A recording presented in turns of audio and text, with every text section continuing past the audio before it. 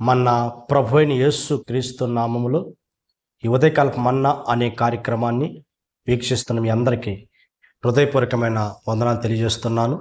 ఈ దినమంతా కృపాక్షేమాన్ని పరిశుద్ధాత్మదేవుడు అనుగ్రహించును గాక. ఉదయకాల సమయంలో ఒక వాక్యాన్ని మనం చదువుకుందాం. దానియేలు గ్రంథము 2వ అధ్యాయము 48వ వచనం. రాజు దానియేలును బహుగా హెచ్చించి అనేక గొప్ప దానములిచ్చెను. దేవునికి స్తోత్రము కలుగును గాక. ఇక్కడ గమనించినప్పుడు సర్వోన్నతమైన దేవుడు దానియేలుని హెచ్చించాడు. కనుక మన ప్రభు ఎవరు అంటే ఆయన హెచ్చించే దేవుడు. ఆయన నమ్ముకున్న ప్రజల్ని, ఆయన మీద ఆధారపడ్డ ప్రజల్ని నువ్వు ఏ స్థితిలో ప్రియదేవుడి బిడ్డ, నా ప్రభు నిన్ను హెచ్చించుటకు ఆయన శక్తివంతమైన దేవుడు.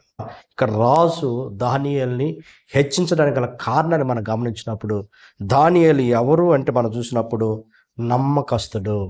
దేవునికి స్తోత్రం కలుగును గాక.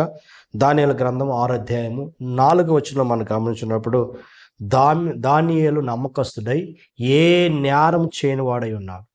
కనుక ప్రియ దేవుడి బిడ్డ మనం గమనించినప్పుడు దానియేలు హెచ్చించబడడానికి కారణం ఎవరంటే అతను ఎవరంటే నమ్మకస్తుడు, ఏ నేరం చేయని వాడు. కనుక దేవుడు ఎవరిని హెచ్చిస్తాడు, ఎవరిని ఘనతగా ప్రభు నిలబెడతాడు, ఎవరికి దేవుడు ఆయన బహుమానాలు అనుగ్రహించి ప్రియ దేవుడి బిడ్డ ఒక ఉన్నత స్థానంలో ప్రభు నిలబెడతాడంటే ఆయన యందు నమ్మకమైన వారిని. కనుక ప్రభువునందు నువ్వు నమ్మకంగాను, ప్రభువునందు నువ్వు యథార్థంగా ఉంటే నా దేవుడు నిన్ను హెచ్చించుటకు ఆయన శక్తివంతమైన దేవుడు.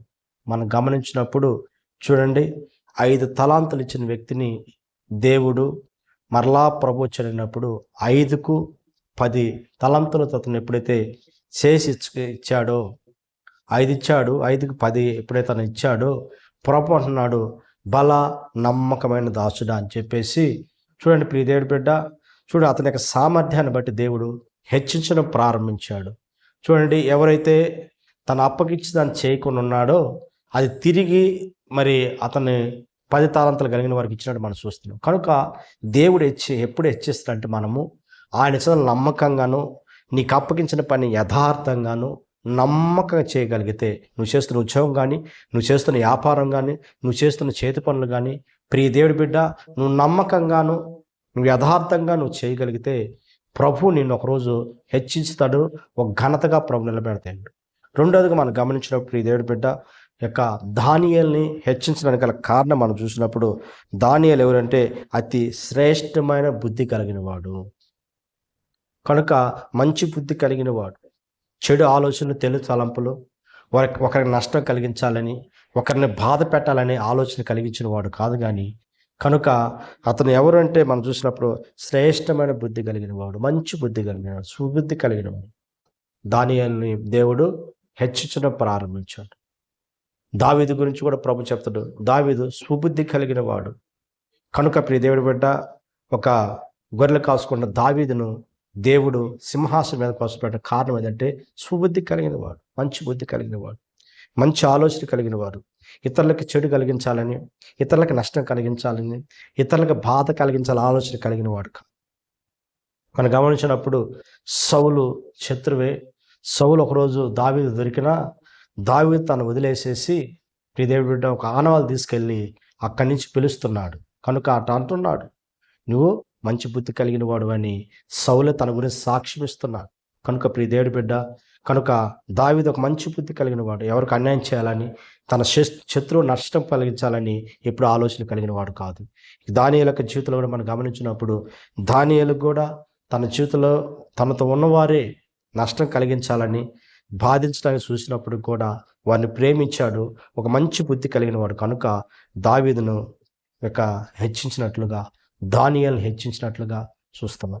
ఉదయకాల సమయంలో ప్రియ దేవుడి బిడ్డ, నీ ఎవరికి హాని కలిగించకుండా ఒక మంచి బుద్ధి కలిగి నువ్వు ఉండగలిగితే, మరి యొక్క దేవుని యొక్క ఆలోచనలు జీవితంలో కలిగి ఉండగలిగితే ఒకరోజు నా దేవుడు హెచ్చిస్తాడు. ఒకవేళ ఎవరికి నష్టం కలిగించాలని, ఎవరు నీ ద్వారా బాధ కలిగించినప్పుడు నువ్వు వారి కొరకు నువ్వు కన్నీరు పెట్టి ప్రార్థించు, వారిని దేవుని యొక్క సన్నిధిలో ఎత్తిపెట్టు. కానీ అంతేగాని ఎంతమంది బాధించబడినా నువ్వు ఇతరులకు బాధ పెట్టే వ్యక్తిగా నువ్వు ఉండకుండా ఇతరులను ప్రేమించే వ్యక్తిగా నువ్వు ఉండగలిగితే, కనుక దానియేలు తన జీవితంలో మంచి శ్రేష్టమైన బుద్ధి కలిగిన వాడు. అంటే ఇతరులకి ఎక్కడ నష్టం కలగకుండా తన నష్టం కలిగినప్పటికీ దాన్ని సహించి ప్రభుత్వంలో ప్రార్థన చేశాడు. కానీ ఎవరు నష్టం కలిగలేదు కనుక మరి యొక్క దావీదుని మరి యొక్క దానియేలుని మనం గమనించినప్పుడు శత్రు దేశంలో హెచ్చించాడు. మూడోదిగా ప్రియ దేవుడి బిడ్డ, దానియేలు ఎవరంటే ప్రార్థనాపరుడు.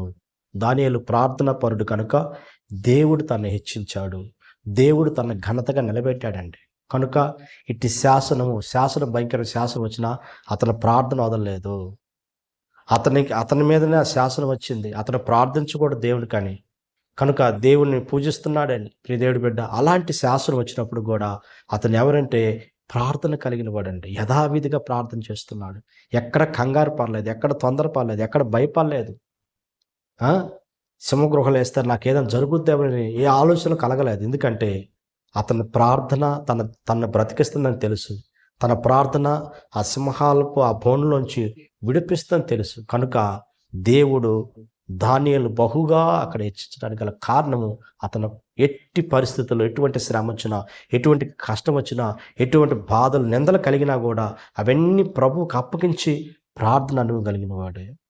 అదే విషయంలో మనం చూసినప్పుడు దావీదు కూడా సింహాసనం వదిలిపు రావడానికి కారణము ఒకటే, హెచ్చించబడ్డానికి కారణము దావీదు యొక్క జీవితంలో కూడా మనం గమనించినప్పుడు దావీదు కూడా ప్రార్థనా పరుడే. ప్రియ దేవుడి బిడ్డ, మనము మన యొక్క జీవ గ్రంథాలు మనం చూసినప్పుడు అనేక మంది భక్తులు వారు ప్రార్థన అనుభవం బట్టే వారు స్థితిని బట్టి ఉన్నత స్థానంలో నిలబడి హెచ్చించబడడానికి కారణం ఒకటి, నీ ప్రార్థనని హెచ్చిస్తుంది, నిన్ను ప్రార్థన ఘనతగా నిస్తుంది. చూడండి, వారి విశ్వాస సహిత ప్రార్థన ఆ రోగిని స్వస్థపరిచినట్లు ఉన్నారు. ప్రియ దేవుడి బిడ్డ, విశ్వాస సహితం ఆ ప్రార్థన. కనుక ప్రార్థన అనుభవం మనం కలిగి ఉండాలి. ప్రతి విషయంలో నువ్వు ప్రార్థన చేయాలి. ప్రతి విషయంలో ప్రభువుని అడగాలి. నువ్వు హెచ్చించబడాలి. ఇంకా శత్రు దేశంలోనే యొక్క దానియేలు ఒక హెచ్చింపు కలిగి ఉన్నాడు అంటే కారణం ఏంటంటే అతను ప్రార్థనా పరుడు. కనుక ఈ 3 అనుభవాలు నీ జీవితంలో కలిగి ఉంటే నా దేవుడు నిన్ను కూడా హెచ్చించునుగాక. ప్రార్థన చేసుకుందాం. సర్వాధికారి ఆశ్చర్యకర్త స్తోత్రాల స్వామి, ఉదయకాల సమయంలో మాతో మీరు మాట్లాడేందుకు స్తోత్రాల స్వామి. మమ్మల్ని హెచ్చిస్తానని చెప్పిన దేవా నీకు స్తోత్రాలయ్యా. అయ్యా, నీతో జీవిస్తూ మమ్మల్ని హెచ్చించి నా తండ్రి ఏ ప్రజలైతే ప్రభు నీకు స్తోత్రాలయ్యా దీనస్థితిలో ఉన్నారో వారు హెచ్చించి ఘనతగా మార్చి నీ నామని ఘనపరచుకోమని యేసు నామములో అడుగుతున్న పరమ తండ్రి, ఆమేన్. Praise the Lord. ప్రభు మిమ్మల్ని అందరిని దీవించి ఆశీర్వదించును గాక.